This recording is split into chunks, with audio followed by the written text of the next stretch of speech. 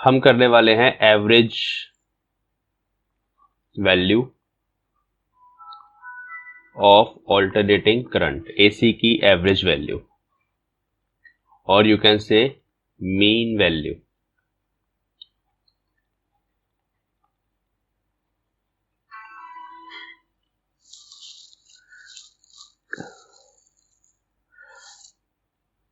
देखो average value जो है बच्चों वो फुल साइकिल के लिए भी निकाली जा सकती है, full cycle, and it can also be asked for the half cycle. अब अगर हमारे पास ये फंक्शन है, आपको अलग अलग फंक्शन के लिए अलग अलग आंसर्स आएंगे, बट फॉर्मूला सेम होगा इसको कैलकुलेट करने का। मान लो ये हमारे पास फंक्शन है, तो इस फंक्शन में अगर आपको फुल साइकिल के लिए एवरेज वैल्यू पूछ ले तो फुल साइकिल के लिए तो बच्चों 0 आएगी। वो मैंने आपको पहले बताया कि अगर ये इस तरह का कोई मैथमेटिकल फंक्शन हो हमारे पास, साइन फंक्शन है, जैसे साइन टी है ये, तो जितना पॉजिटिव एरिया है, देखो इंटीग्रेशन का मतलब होता है किसी भी ग्राफ को इंटीग्रेट करना, मतलब ये एरिया प्लस ये area over the full cycle. तो जितना पॉजिटिव एरिया है उतना ही नेगेटिव एरिया है यहाँ पर। ये सारी वैल्यूज जब ऐड हो जाएंगी तो आंसर विल बी 0। तो जब भी इस तरह के फंक्शंस होंगे, जब भी इस तरह के फंक्शन होंगे लाइक दिस, मतलब जितना एरिया पॉजिटिव आपको नजर आ रहा है, 0 से लेके t तक ये फंक्शन है, ये t/2 है, यहाँ 10 लिखा हुआ है, यहाँ -10 लिखा हुआ है, तो जितना पॉजिटिव एरिया नजर आ रहा है उतना ही नेगेटिव एरिया भी नजर आ रहा है इस फंक्शन में। तो फुल साइकिल के लिए इसकी जो एवरेज वैल्यू होगी, एवरेज वैल्यू को हम ऐसे लिखेंगे, इसकी जो एवरेज वैल्यू होगी दैट विल बी 0।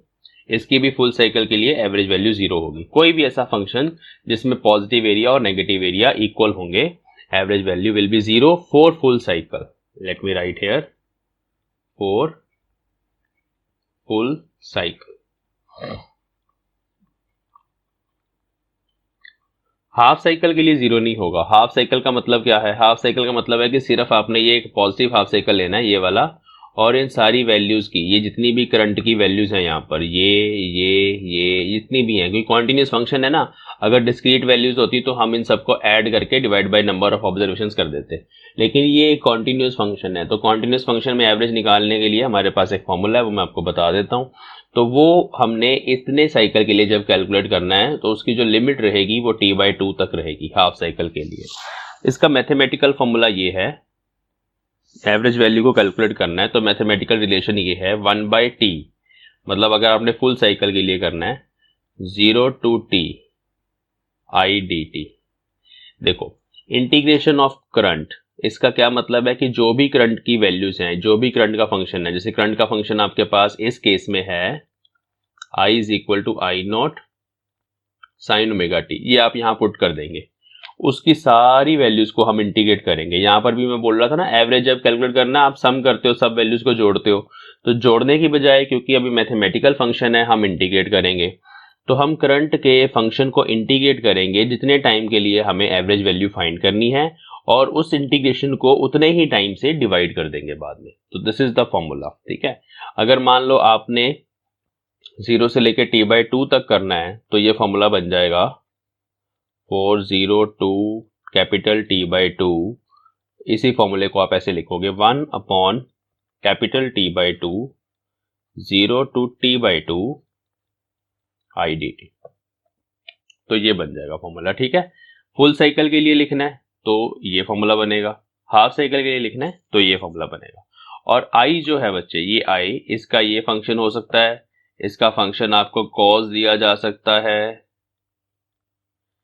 इसका फंक्शन कोई भी मैथमेटिकल फंक्शन लाइक दिस, जैसे i is equal to I0 by t, ये भी तो एक फंक्शन ही है, मैथमेटिकल फंक्शन, ये भी दिया जा सकता है, ये लेकिन प्रॉब्लम्स में दिया जाएगा। इस तरह के फंक्शन न्यूमेरिकल प्रॉब्लम्स में दिए जाएंगे। ये एक सीबीएसई में करा जाने वाला काम है जो बुक्स में आमतौर पर अवेलेबल है, कि इस तरह का करंट है, उसकी एवरेज वैल्यू आपने फाइंड करनी है। तो पहले हम मैथमेटिकल काम करते हैं, फिर हम इसको डिफाइन भी करेंगे कि एवरेज वैल्यू का मतलब क्या है, ठीक है जी। तो अगर इस तरह के कॉन्टिन्यूस टाइम फंक्शन होंगे लाइक दिस, कॉस फंक्शन होगा, तो आप इंटीग्रेशन करेंगे फंक्शन की, और इंटीग्रेशन करने के बाद आप उसको उतने ही टाइम से डिवाइड करेंगे जितने टाइम पीरियड के लिए आपने इंटीग्रेशन करी है, जो भी लिमिट्स हैं। हाफ साइकिल होगा तो t/2 तक जाएंगी लिमिट्स और t/2 से डिवाइड होगा। फुल साइकिल होगा तो t तक जाएंगी लिमिट और t से ही डिवाइड होगा। This is for continuous time function. But अगर हमारे पास एक डिस्क्रीट टाइम फंक्शन है, डिस्क्रीट वेरिएशन है अगर करंट की, ये कैसी होती है डिस्क्रीट वेरिएशन? जैसे मैंने अभी आपको बताया था कि भाई इस तरह से स्क्वायर वेवफॉर्म हो सकता है, इस तरह से करंट वेरी कर रहा है, constant for some time, then becomes negative, again constant for some time, फिर ये पॉजिटिव हो गया, फिर कांस्टेंट रहा, फिर नेगेटिव हो गया, फिर कांस्टेंट रहा, फिर पॉजिटिव हो गया, ऐसे। तो इस तरह के फंक्शन के लिए आपने क्या करना है, कैसे निकालनी है एवरेज वैल्यू? देखो ये जो पॉइंट है it will correspond to some current I naught and this is some minus I naught, है ना। ये नेगेटिव है नीचे वाली वैल्यूज और ऊपर वाली वैल्यूज पॉजिटिव है। और यहाँ पर ऑब्जर्वेशंस कितनी है? यहाँ पर ऑब्जर्वेशंस हैं बच्चों, दिस इज फर्स्ट करंट की value, this is second, third, fourth, 5।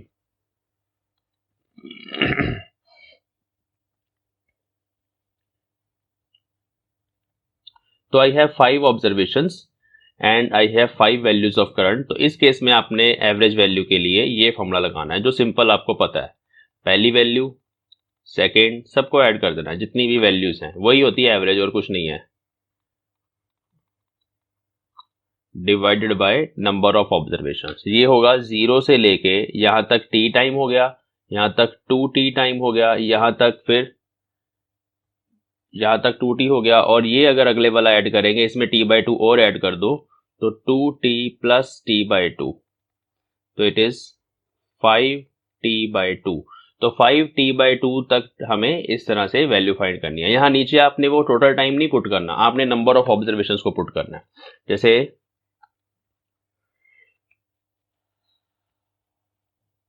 तो इस केस में आपने डिनोमिनेटर में नंबर ऑफ ऑब्जर्वेशंस को पुट करना है। अगर 5 है तो 5, अगर यहां तक दिया होता 3 ऑब्जर्वेशंस होती तो 3 लेते और ऊपर वैल्यूज भी 3 ही लेते करंट की, और फिर इस तरह से हमारे पास एवरेज वैल्यू आ जाती है।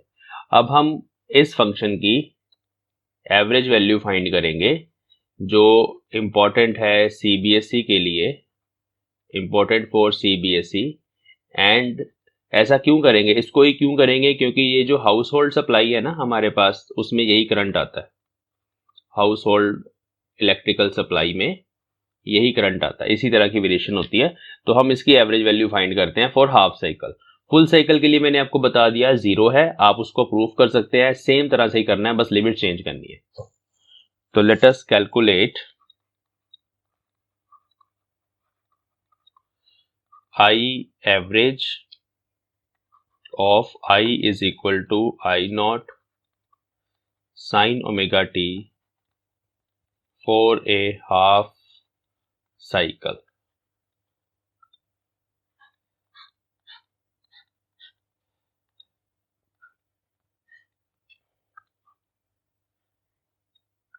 This is I, this is t, this is t by 2, this value is I naught, ठीक है। In terms of I naught find करेंगे कि अगर आपको पीक वैल्यू पता है तो एवरेज वैल्यू फिर कितनी होगी, ठीक है। एंड दिस इज 0, तो हमें इसकी एवरेज फाइंड करनी है। बेसिकली ये कुछ वैल्यूज हैं करंट की, जैसे इस टाइम पर ये वैल्यू थी, इस टाइम पर ये वैल्यू थी, इस टाइम पर वैल्यू ये हो गई, फिर ये हो गई।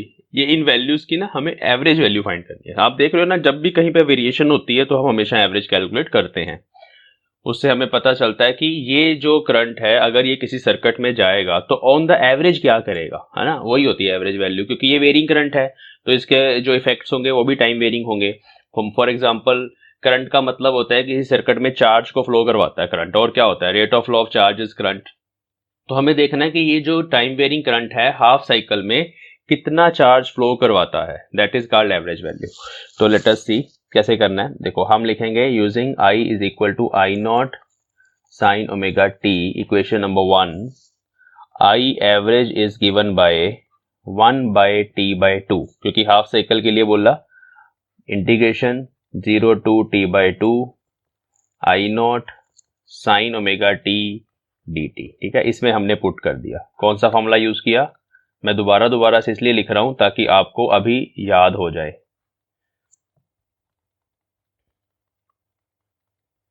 इसमें आई की वैल्यू मैंने यहां से पुट कर दी। इसको सॉल्व करते हैं हम, बहुत ईजी है। देखो आई नॉट बाहर आ गया टू ऊपर चला गया, टी नीचे चला गया, टी तो नीचे ही है।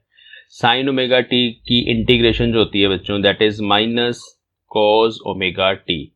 और क्योंकि ओमेगा लग रहा है, हम with respect to time integrate कर रहे हैं, लेकिन इसमें ओमेगा भी चल रहा है साथ में, तो जो कोफिशिएंट ऑफ टी होता है उससे ये फंक्शन डिवाइड होता है। ये इंटीग्रेशन का रूल है कि अगर आपको साइन टी को इंटीग्रेट करना है, sine t d t is minus cos t, यहाँ सिर्फ टी चल रहा था, बट अगर sine of a t d t करना है, ए एक कांस्टेंट आ गया साथ में, तो इसका आंसर होगा minus cos of a T, minus cos of a T, और ए जो कांस्टेंट था उससे फंक्शन डिवाइड होगा। तो इसको आपने याद रखना है। तो इसलिए साइन ओमेगा टी का integration minus cos omega t, और ये जो टी का कोफिशिएंट है जो टी के साथ लगा हुआ है उसको आपने नीचे डिनोमिनेटर में लिखना है। And these are the limits of integration. Limits आपने यहाँ लिख देनी है। बस अभी हो गया सॉल्व। ये minus two I not T omega ऐसे रहने देते हैं यहाँ पे, और यहाँ हम लिमिट्स पुट करते हैं कॉस ओमेगा। देखो जहां स्मॉल टी है, small T is a variable, small T is a variable, जो टाइम वेरी कर रहा है वो स्मॉल टी है, लेकिन जो कैपिटल टी है that is a fix time जहां पर हम देखना चाहते हैं। तो ये कैपिटल टी बाई टू को आपने स्मॉल टी की जगह पुट करना बच्चों, इसको बोलते हैं लिमिट्स पुट करना। देखो जहां पे स्मॉल टी था वहां मैंने इसको पुट कर दिया माइनस लोअर लिमिट, तो ये वाला माइनस तो मैंने बाहर लिख दिया, तो यहां आ गया कॉस ऑफ 0। ये हमारे पास एक फंक्शन बना। ओके, आगे चलते हैं। अब हमने क्या करना है, देखो यहां पर दो वेरिएबल्स, दो चीजें चल रही हैं इस फंक्शन में। देखो दो चीजें चल रही हैं, एक टाइम पीरियड चल रहा है और एक ओमेगा चल रहा है। तो या तो आप कर सकते हैं कि ओमेगा को 2 पाई बाई टी पुट कर दो, जहां जहां ओमेगा है वहां वहां 2 पाई बाई टी पुट कर दो, या आप उल्टा भी कर सकते हैं, टी को 2 पाई बाई ओमेगा पुट कर दो। इसको सॉल्व करने के लिए ये काम आपको करना पड़ेगा। इन दोनों में ये रिलेशन है, ठीक है। तो मैं लिख देता हूं पुट दिस और दिस। तो करते हैं यहाँ पे,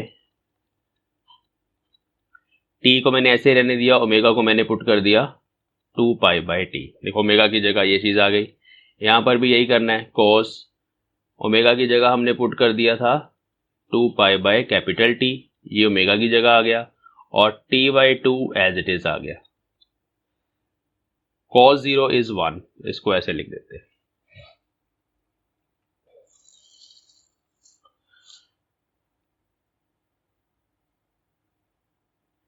यहां तक ठीक है। ओके, आगे चलते हैं।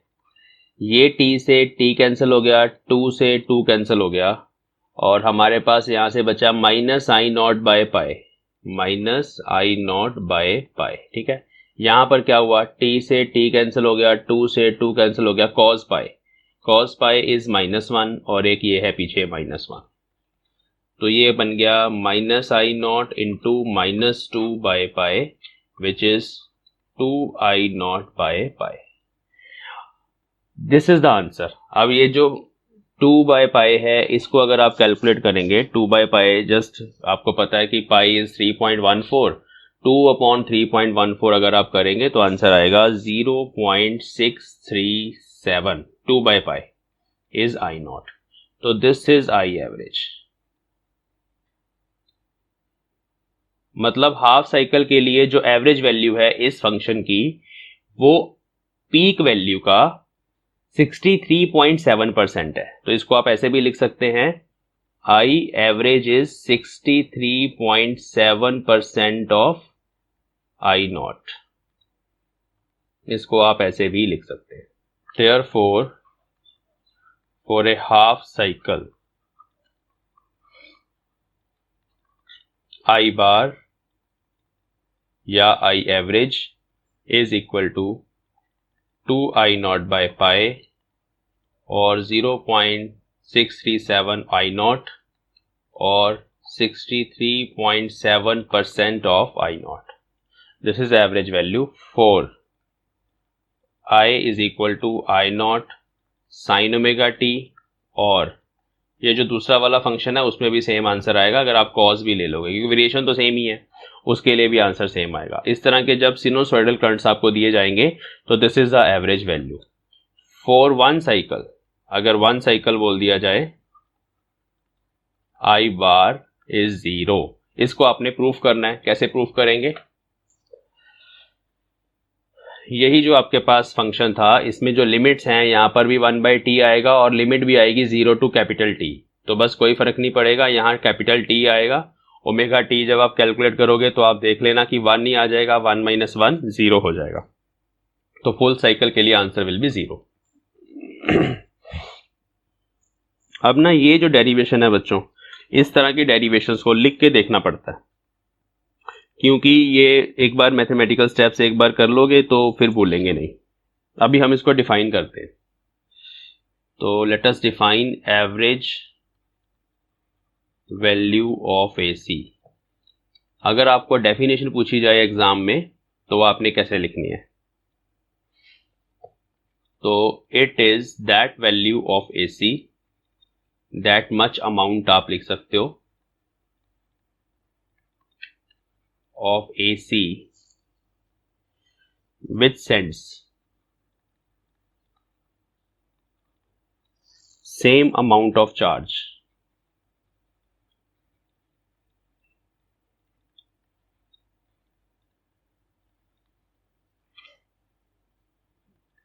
in a given time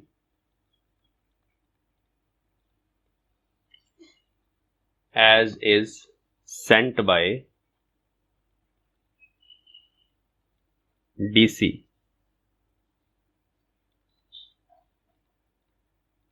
in same time in same circuit। तो दिस इज द डेफिनेशन, और इसको फिर हम ऐसे लिखते हैं I average is Q by T। ठीक है, Q बाय T, और Q जो है this is the charge sent by the AC on the average. तो वो जो charge sent by AC on the average होता है वो क्या होता है? वो होता है 0 टू T I dt। जो भी करंट है उसको इंटीग्रेट कर दो अपॉन T। तो यहीं से वो फॉर्मूला बन के आया जो हमने पहले ही लिख लिया था। ठीक है, तो this is the definition. Next example करते हैं डिस्क्रीट वेव फॉर्म के लिए। This is current, this is time, and this value is 5 ampere and this value is -5 Ampere's. ठीक है, चलिए तो यहां पर अभी हमें निकालना है आई average for given wave form. पूरा वेव फॉर्म लेना है हमें। ठीक है, तो हमें क्या निकालना है? आई एवरेज, उसका फॉर्मूला मैंने बताया I1 plus I2 plus I3 plus I4। I have 1 2 3 4 observations divided by total number of observations. तो अब यहाँ पे आंसर 0 आएगा, क्योंकि +5 -5 +5 -5 0। ठीक है, अगर आपको यहां तक पूछा जाता फॉर हाफ साइकिल, यहां तक T/2 तक एवरेज निकालनी है, तो I average for 0 to T/2 in this case, तो आप क्या करते? तो आंसर आता जस्ट एक observation upon number of observation, simple. तो एक सिंगल ऑब्जर्वेशन यहाँ पर है 5 एम्पेयर, तो आंसर 5 एम्पेयर है। इसकी एवरेज वैल्यू 5 ही है, क्योंकि देखो ना कांस्टेंट है, तो कांस्टेंट की एवरेज वैल्यू उसके बराबर ही होगी। मान लेते हैं कि हमें 3T/2 तक फाइंड करना है, मतलब एक ये साइकिल लेना है, एक ये साइकिल लेना है और एक ये साइकिल लेना है। यहां तक टाइम कितना हुआ? T, यहां तक टाइम हो गया 3T/2। T में आप T/2 ऐड करोगे, जब एक और हाफ साइकिल ऐड करोगे, उसका टाइम ऐड करोगे, तो 3T/2 हो जाएगा। यहां तक अगर आपको निकालना है for 0 to 3T/2, I average is, positive value आपने ले ली 5, फिर आपने नेगेटिव वैल्यू ले ली -5, फिर एक और पॉजिटिव ले ली +5, divided by number of observation 3। तो इसमें अभी 3 ऑब्जर्वेशन आएंगी। इसको जब आप सॉल्व करोगे ये इससे कट जाएगा, आंसर विल बी 5/3 एम्पेयर्स। ठीक है, क्योंकि इस केस में एवरेज वैल्यू जो है वो इस हिसाब से आएगी, तो इसका ध्यान रखना।